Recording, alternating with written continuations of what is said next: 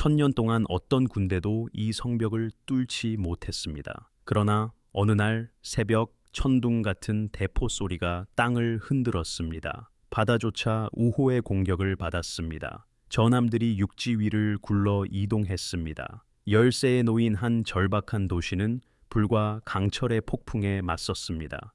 믿음과 용기가 고대 세계를 지켜낼 수 있을까요? 아니면 젊은 정복자의 비전이 그 세계를 산산조각 내고 새로운 시대를 열까요? 콘스탄티노플은 평범한 도시가 아니었습니다. 콘스탄티노플은 서기 330년에 콘스탄티누스 대제가 세웠습니다. 그 도시는 비잔티움 제국의 수도였습니다. 또한 유럽과 아시아를 잇는 관문 역할을 했습니다. 그 도시를 지배하는 자는 무역과 군대, 그리고 두 대륙에 대한 영향력을 장악했습니다. 수세기 동안 기독교와 이슬람 통치자들 모두 콘스탄티노플을 소유하는 것을 꿈꿔왔습니다. 15세기 중반 무렵 비잔티움 제국은 과거의 그림자에 불과했습니다. 한때 지중해 전역으로 뻗어나갔습니다. 이제 제국은 도시 자체와 몇몇 영토 조각으로 축소되었습니다. 약 5만 명에 달하는 주민들은 생존을 위해 고군분투했습니다. 그러나 콘스탄티노플은 여전히 상징으로 남아 있었습니다. 그 도시는 로마 제국의 유산 속에서 동방 기독교의 마지막 거점이었습니다. 때에 오르는 오스만 제국에게 콘스탄티노플은 단순한 전리품 이상이었습니다. 겨우 21살에 즉위한 술탄 메흐메트 2세에게 그 도시는 집착의 대상이었습니다. 그는 그 도시를 정복하는 것이 예언을 성취할 것이라고 믿었습니다. 이 예언은 언젠가 위대한 이슬람 통치자가 콘스탄티누스의 도시를 차지할 것이라고 예고했습니다. 메흐메트에게 그 도시는 동서무역을 통제하는 열쇠이기도 했습니다. 이것은 오스만 제국을 진정한 세계 강국으로 만들 것입니다. 메흐메트는 신중하게 준비했습니다. 그는 아마도 8만에서 10만 명의 병사들을 모았습니다. 이 병력에는 기병, 보병, 궁수, 그리고 그의 정예 예니체리 병사들이 포함되었습니다.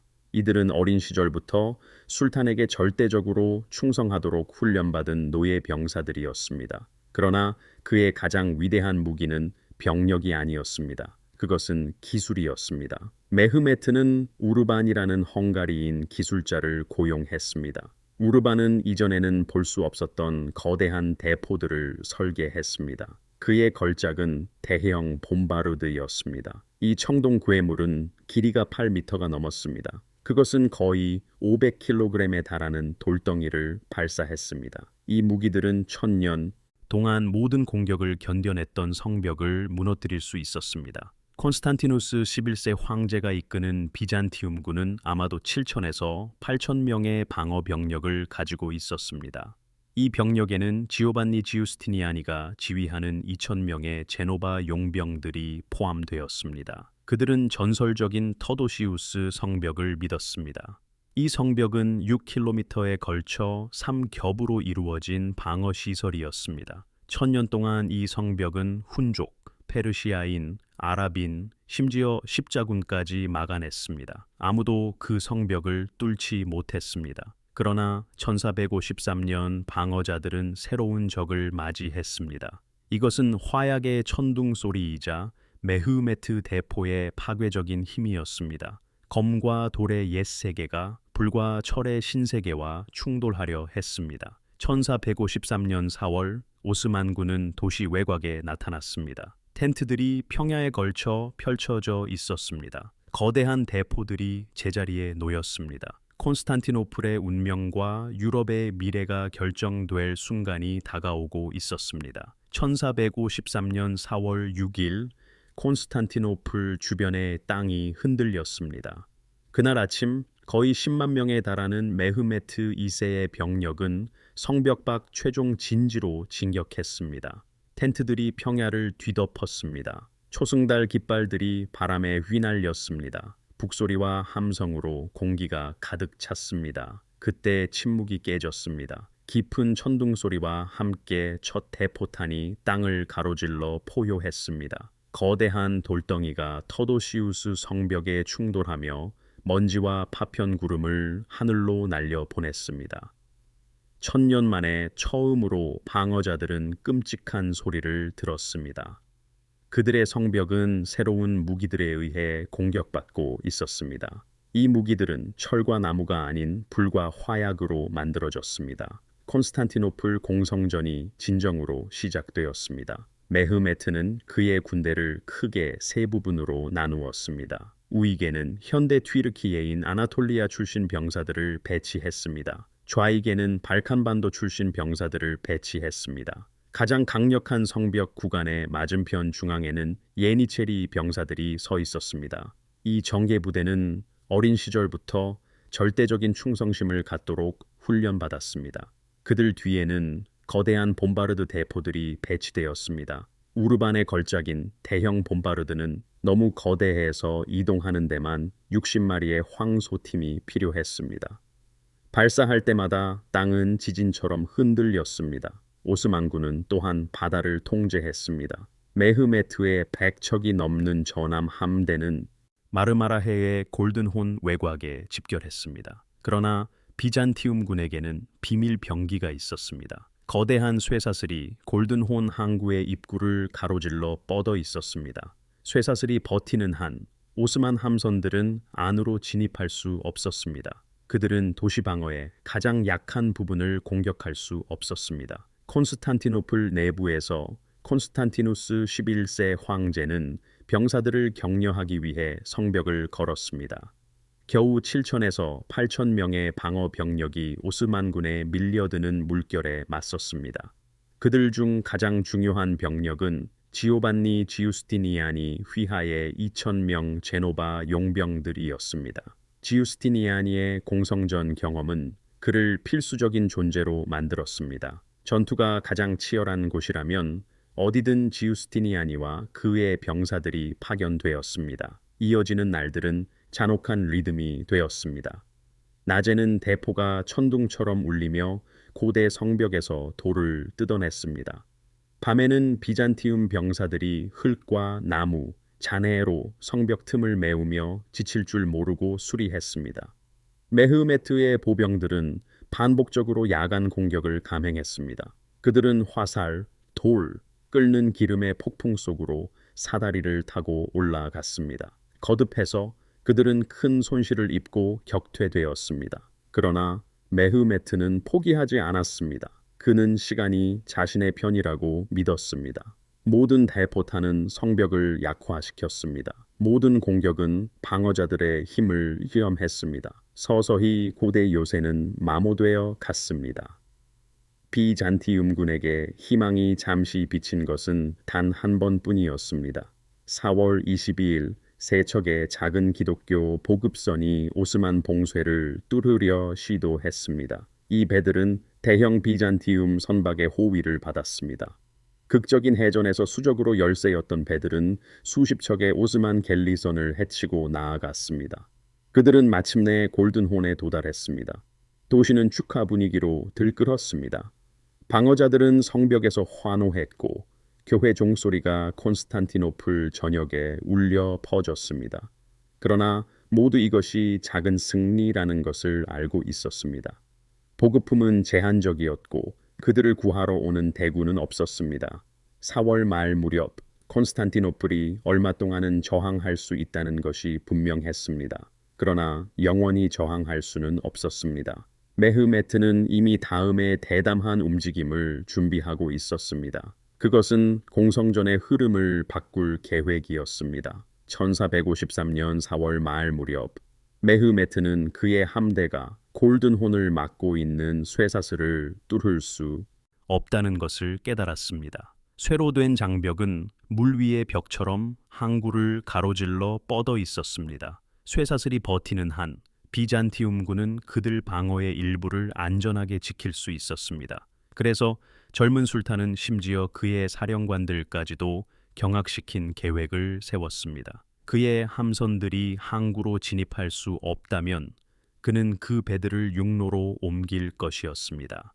메흐메트는 갈라타 언덕을 넘어 길을 닦으라고 명령했습니다. 이 지역은 골든혼의 북쪽에 있었습니다. 나무 판자들이 깔렸고 미끄럽게 하기 위해 동물성 지방으로 기름칠되었습니다. 오스만 갤리선들은 한 척씩 물 밖으로 끌어내어졌습니다. 그것들은 구르는 통나무 위에 놓였습니다. 그런 다음 황소와 사람팀에 의해 육지를 가로질러 운반되었습니다. 북소리가 울리고 병사들이 함성을 질렀으며 콘스탄티노플 시민들은 성벽에서 믿을 수 없다는 듯이 지켜봤습니다. 4월 22일 아침 불가능이 현실이 되었습니다. 수십 척의 오스만 함선이 골든혼으로 미끄러져 들어갔습니다. 그 배들은 그들을 막고 있던 쇠사슬의 뒤쪽에 있었습니다. 이제 처음으로 비잔티움 방어자들은 그들 자신의 항구 안에서 적 함대를 마주했습니다. 도시에 공포가 퍼졌습니다. 골든혼은 항상 콘스탄티노플의 약점이었습니다. 그곳의 성벽은 육지 쪽보다 낮고 방어가 덜 되어 있었습니다. 쇠사슬이 그들의 방패였습니다. 그러나 이제 그 방패는 사라졌습니다. 콘스탄티누스 11세와 지우스티니아니는 항구를 방어하기 위해 병사와 대포를 서둘러 이동시켰습니다. 방어자들은 탑과 선박에서 발포하며 필사적으로 오스만 해군을 저지하려 했습니다. 베네치아와 제노바 선박들이 새로 도착한 배들과 맞서 싸우면서 해상에서 소규모 충돌이 발생했습니다. 그럼에도 불구하고 심리적인 타격은 엄청났습니다. 처음으로 콘스탄티노플 시민들은 완전히 포위되었음을 깨달았습니다. 안전한 측면은 없었습니다. 오스만군의 그물망에는 틈이 없었습니다. 동시에 메흐메트의 대포들은 육지 성벽을 맹렬히 강타했습니다. 매일 거대한 돌덩이가 새로운 틈을 만들었고 비잔티움군은 그것을 서둘러 메웠습니다. 방어자들은 지쳐 있었습니다. 식량은 부족했습니다. 매일 밤은 전날보다 더 어둡게 느껴졌습니다. 그러나 도시는 여전히 버텼습니다. 방어자들은 기적을 바라는 고대 신앙에 매달려 용감하게 싸웠습니다. 그러나 메흐메트는 더 큰 것을 준비하고 있었습니다. 그것은 제국의 운명을 결정할 최후의 공격이었습니다. 5월 초 무렵 공성전은 악몽으로 변했습니다. 매일 거대한 봄바르드 대포가 발사되었습니다. 그들의 천둥 소리는 육지와 바다를 가로질러 울려 퍼졌습니다. 돌덩이가 성벽에 부딪히며 수십 명이 통과할 수 있을 만큼 넓은 틈을 만들었습니다. 매일 밤 방어자들은 새벽이 오기 전에 틈을 메우기 위해 필사적으로 서둘렀습니다. 5월 7일과 5월 12일 밤 메흐메트는 대규모 공격을 감행했습니다. 수천 명의 오스만 병사들이 어둠을 틈타 돌진했습니다. 사다리들이 성벽에 부딪혔습니다. 비잔티움군은 화살, 돌, 심지어 끓는 기름까지 퍼부으며 가진 모든 것을 동원해 싸웠습니다. 횃불 아래에서 그림자들이 성벽을 따라 뒤틀렸고 병사들은 백병전을 벌였습니다. 검이 부딪히고 창이 찔러졌으며 죽어가는 자들의 비명 소리가 밤을 가득 채웠습니다. 한 틈새에서 예니체리 병사들은 무시무시한 규율로 쇄도했습니다. 방패를 들고 주문을 외우며 그들은 날아오는 발사체의 폭풍 속에서도 한 걸음씩 전진했습니다. 위쪽 성벽에서는 지우스티니아니의 용병들이 베고 찔렀습니다. 그들은 사다리를 밀어내어 병사들을 아래 어둠 속으로 떨어뜨렸습니다. 싸움이 끝났을 때 땅은 시체로 뒤덮였습니다. 그러나 도시는 여전히 서 있었습니다. 콘스탄티노플은 피를 흘리고 있었지만 살아 있었습니다. 성벽 안에서 사람들은 하기야 소피아에서 끝없이 기도했습니다. 이곳은 도시의 위대한 교회였습니다. 그들은 촛불을 켜고 찬송가를 부르며 신성한 도움을 간청했습니다. 대포 소리가 울릴 때마다 건물 황금돔이 흔들렸습니다. 이것은 그들에게 바깥 세상이 무너지고 있음을 상기시켰습니다. 5월 중순 무렵 메흐메트는 초조해졌습니다. 그는 병사들을 더 몰아붙였습니다. 거의 매일 밤 새로운 공격이 방어자들을 강타했습니다. 오스만 병사들은 참호를 파고 경사로를 만들었으며 더 작은 대포들을 성벽 가까이 가져왔습니다. 그들은 돌을 향해 근거리에서 발사했습니다. 지치고 굶주린 방어자들은 흔들리기 시작했습니다. 그럼에도 불구하고 콘스탄티누스 11세는 항복을 거부했습니다. 그는 매일 성벽을 걸으며 병사들의 이름을 불러 격려했습니다. 그는 그들에게 자신들이 로마 유산의 마지막 수호자임을 상기시켰습니다. 그의 용기는 희망을 살려두었지만 모두가 도시가 영원히 버틸 수 없다는 것을 알고 있었습니다. 불과 강철의 충돌은 밤낮으로 계속되었습니다. 콘스탄티노플은 공동묘지가 되어가고 있었습니다. 그러나 그 시민들은 다가올 폭풍을 기다리며 여전히 버텼습니다. 그 폭풍은 메흐메트의 마지막 총공격이었습니다. 1453년 5월 28일 밤 콘스탄티노플은 침묵에 잠겼습니다. 몇 주 동안 도시는 대포 공격과 습격 그리고 굶주림을 견뎌냈습니다. 이제 모두가 끝이 다가왔음을 알고 있었습니다. 하기야 소피아에서는 수천 명이 마지막 예배를 위해 모였습니다. 그리스인, 라틴인, 병사, 시민들이 함께 기도했습니다. 하룻밤 동안 오래된 분열은 잊혀졌습니다. 5월 29일 새벽 폭풍이 시작되었습니다. 메흐메트 2세는 전면적인 공격을 감행했습니다. 북이 울리고 뿔나팔 소리가 울리어 퍼졌습니다. 병사들의 파도가 앞으로 돌진했습니다.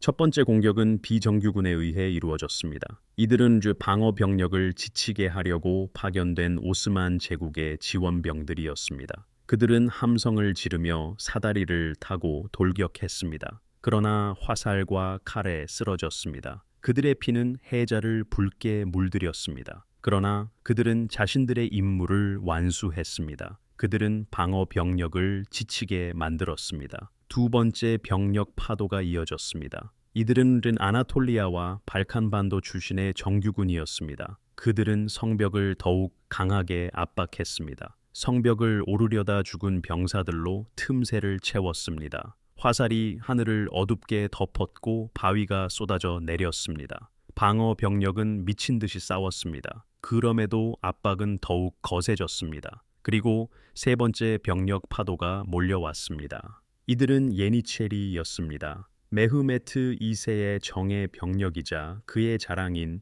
예니체리 부대. 그들은 처음에는 침묵 속에 전진했습니다.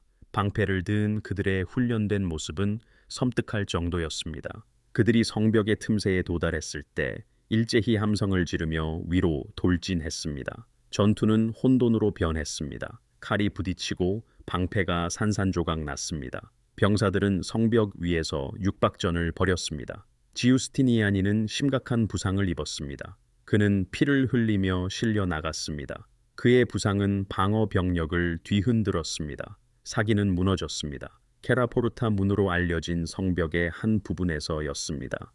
작은 샘문이 잠기지 않은 채 남아 있었습니다. 오스만 병사들이 그 문을 발견하고 안으로 밀고 들어왔습니다. 얼마 지나지 않아 맹렬한 대포 사격으로 더 큰 틈새가 생겼습니다. 예니체리 부대가 도시로 쏟아져 들어왔습니다. 성벽이 함락되었다는 것을 깨달은 콘스탄티누스 11번째 황제는 황제복을 벗어 던졌습니다. 그는 일반 병사처럼 싸웠습니다. 손에 칼을 든 채 그는 부하들을 이끌고 난전 속으로 뛰어들었습니다. 목격자들은 훗날 그가 도시가 함락되었다고 선언했다고 전했습니다. 그는 더 이상 황제로 살기를 거부했습니다. 적들에게 둘레어싸인 채 그는 전투의 혼란 속으로 사라졌습니다. 그는 다시는 모습을 드러내지 않았습니다. 오전 중순이 되자 방어 병력은 압도당했습니다. 오스만 제국의 깃발이 탑들 위로 솟아올랐습니다. 병사들이 거리로 쏟아져 들어왔습니다. 성문이 활짝 열렸습니다.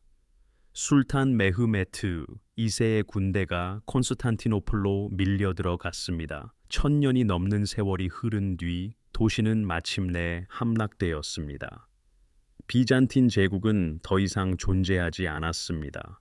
1453년 5월 29일 해가 더 높이 떠오르면서 초승달 문양의 깃발이 콘스탄티노플 위에 휘날렸습니다.